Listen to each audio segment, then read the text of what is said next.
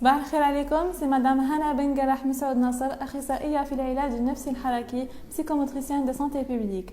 اليوم جينا نكملوا لو سوجي دو لا فوا باسي اللي كنا هضرنا على يعني لي بريالابل تاع ليكريتور، كيفاش يعني وشنو هما لي كونديسيون، شروط اللي لازم يكون فيهم الطفل باش يقدر يكتب بطريقه صحيحه. اليوم راح نشوفوا كيفاش يعني يكتب الطفل، يحكم السياله تاعو بطريقه صحيحه. قبل هذا الشيء، قبل ما نطرقوا للسياله، لازم نخدموا له الحركه الدقيقه، ومن هنا لازم نخدموا على الابهام والسبابه، يعني لو بوس اندكس. نقدروا نخدموا في الحياه اليوميه، يعني مدام ولا مسيو تقدر تدمج الطفل تاعك في الحياه اليوميه. مثلا تقدري مدام تخلطي الحميصه واللوبيا وقولي له هيا اون فالي تريي، يعني اون فالي سيباري، يعني نفصلوهم، الحميصه وحدها واللوبيا وحدها. وبهذا الشيء يسخا اوبليجي لانفون بلا ما يحس بلي راكي تخدمي فيه فوق طاوله ولا بالسيف عليه، بلا ما يحس رايح يساعدك باش يعني تفصلوا الحميصه وحدها واللوبيا وحدها. on peut faire aussi يعني les petites boules avec la pâte à modeler. نقدروا معناتها en jouant، يعني تقدري تقولي مدام الطفل تاعك ولا بنتك ايا نطيبوا، نقدروا نديروا دي بيتيت بول، هذه سيت لا بات ا مودلي فيرت. نقدروا نديروا مثلا جلبانه. on peut faire par exemple des pizzas، نديروا الزيتون من الفوق. بصح وشنو حنا سكي نو ارانج سي لاكسيون، هذه الحركه هذه تاع لو بوس اي لاندكس. اي انكور on peut aussi يعني نعبزوا هذيك العجينه، يعني نخدموا في الضغط تاع العضلات au niveau du pouce et l'index. on peut aussi يعني في توجور في الحياه اليوميه، مثلا راكم شريتوا ان الكتروميناجي وراكم صبتوا فيه لي بابيي بول. les enfants كامل يحبوا يعبزوا هاد لو بابيي بول، سي تري لوديك، يعني ميم لي ادولت يحبوا يديروها. دونك نعبزوا لي بابيي بول باش نستمعوا الترطيقات تاع لو بابيي بول، et c'est très ludique pour les enfants. on peut aussi également نلعبوا مع ولادنا les élastiques، كيما مثلا لو تيربولات. نعلموا الطفل تاعنا كيفاش يتيري لي بتيت بولات. et c'est يعني ce que je vous donne comme conseil c'est بطريقه تاع يعني نلعبوا مع الاولاد تاعنا، ماشي نحطوهم في اون سيتوياسيون في موضع تاع بالسيف عليه يخدم هكذاك، ما راهوش رايح يخدم يقولوا بليونه ماوش راح يحب يخدم معكم في بهذيك الطريقه. ليديال سي في الحياه اليوميه هكذايا، رانا نلعبوا، رانا في الكوزينه، رانا في الصالون. ديري دائما في بالك مدام ولا مسيو، ديروا دائما في بالكم باللي خدموا الاطفال تاعكم الحركه الدقيقه تاع الاصابع، يعني pour préparer l'écriture. وهاد les conseils que je suis en train de donner، هاد النصائح اللي نعطيهم هي يعني من اقل 6 سنين. يقدروا يلحقوا يعني 8 سنين ولا كان الطفل عنده شويه صعوبات في اخذ السياله، وانما يعني ليديال يكون الطفل اقل من 6 سنين. Très bien. نقدروا également un petit exercice de tonicité. نحط الطفل تاعك يحكم بالسبابه والابهام لليغو، نحطهم هذا فوق هذا. يعني في المنزل عندنا كامل لي ليغو، نحطوا هذا فوق هذا بلا عقل باش ما يطيحش لا تور. يعني سي دي زيكزارسيس دو تونوس، يعني يحط بلا عقل، بلا ما يضغط، بلا ما يعبص بزاف، سينو طيح له لا تور. رايح يتحكم في لا فورس، يعني في الفرصه تاع العضلات تاعو. très bien. نقدروا تانيت نعطيولو لصقات هادوما يلصقهم سورتو كيكونوا في une situation تاع المكافآت، يعني راهو دار حاجه مليحه on va le récompenser، يعني نحن نعطيلو مكافاه، نعطيلو باغ اكزومبل ان اوتوكولون. الملصقات هادوما نقولوا نحيهم ويلصقهم وين حاب، باغ اكزومبل دغيا الخزانه تاعو ولا دغيا الباب تاعو اكسيتيرا. دونك pour écrire يعني باش الطفل يكتب، على بالنا باللي ما يسحقش غير السبابه والابهام، راح يسحق كامل الاصابع تاع اليد تاعو. ومنه لازم نعرفوا كيفاش نخدموا توت لا موبيليتي ديجيتال يعني حركات الاصابع كلها. نقدروا pour faire ça نقدروا نلعبوا par exemple avec le piano les petits exercices de piano نطلبوا منه انه يعبز على الاصابع كلها البيانو.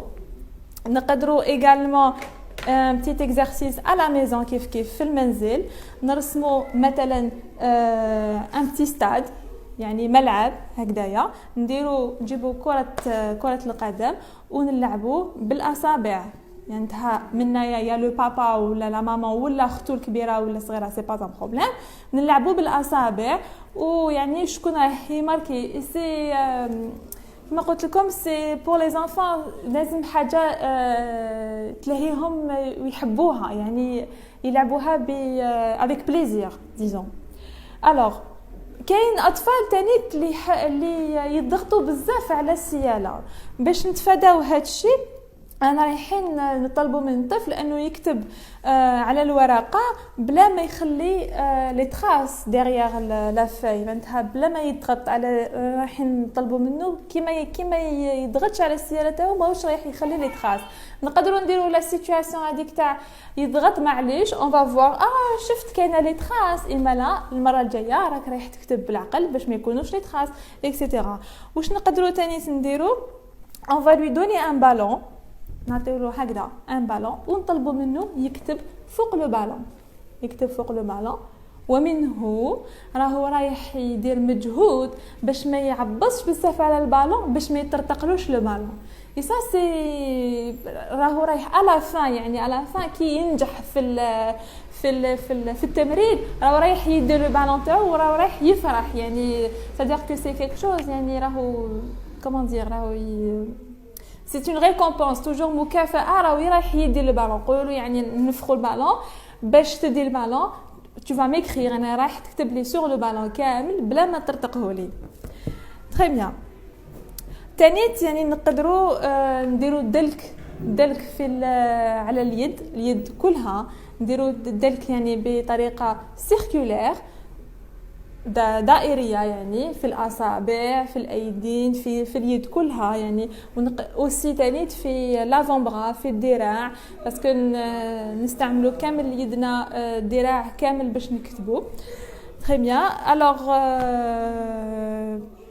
نقدروا تانيت ان بتيت اكزرسيس كو جو تروف سامبا لي زانفان لي كيف لي يزيروا بزاف يديهم نقدروا باغ اكزومبل الير زير يديك ومن بعد نخرجوا لي غريف دو شا ولا لي غريف دو ليون ولا سا ديبون دو لانفان واش يحب كوم انيمال. تري بيان. الوغ نعطيك انكور نصائح للاولياء الاطفال خطوات نعطيكم دون لا نورم وشنو هما خطوات امساك السياله. à partir de 1 an طفل راح يمسك السياله بيده كلها معناتها راح يمسك بالاصابع باليد كلها. c'est une prise palmaire. d'entre 2 3 4 ans راح يمسك بامساك عابر للاصابع معناتها راح يمسك كوادريبود سي تو لي 4 doigts هذوما الاولين. à partir de 4 ans et demi 5 ans jusqu'à 6 ans راح يمسك السياله بثلاث الاصابع يعني الابهام السبابه والوسطى. وهذا الشيء راني نعطيه لكم باش ما تسيفوش على الاطفال تاعكم في سن مبكر باش يحكموا السياله بالسيف عليهم مليح الوغ هو يعني نورولوجيكمون في الدماغ تاعو ما راهوش قادر يحكم على هذاك الشيء. دونك à partir de 4 ans et demi 5 ans تقدروا تطلبوا من الاطفال تاعكم باش يحكموا السياله بثلاث اصابع. ولكن لو كان حكمها باربع اصابع معناتها بكوادريبود هكذايا وكانت شروط اللي هي انه لو بوس يعني الابهام ما لازمش يغطي السبابه والوسطى ما لازمش يكون هكذا باش تكون اون موبيليتي دون لو دوا باش يعني دون لي دوا يعني باش يكون السياله تقدر تزغد هكذايا فاسيلمون اي ايزيمون. ولازم تاني تكون كتيبه تاعو ليزيبل يعني هاد الشروط لازم تكون متوفرة حينما الطفل يحكم السيالة بأربع أصابع. أنا متفاهمين.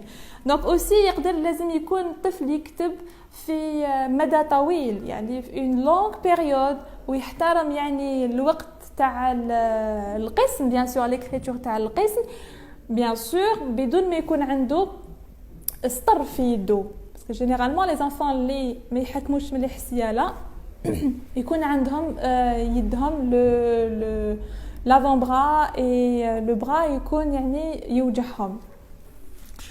Très bien.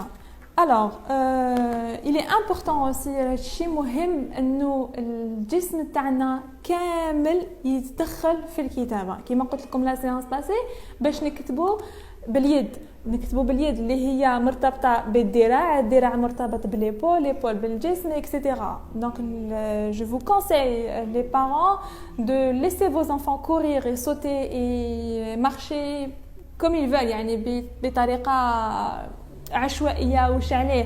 خليوا ولادكم يصوتوا وخليوهم يمشيوا وخليوهم يجريوا.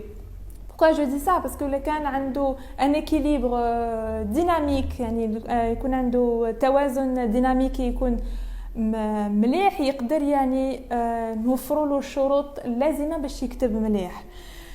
alors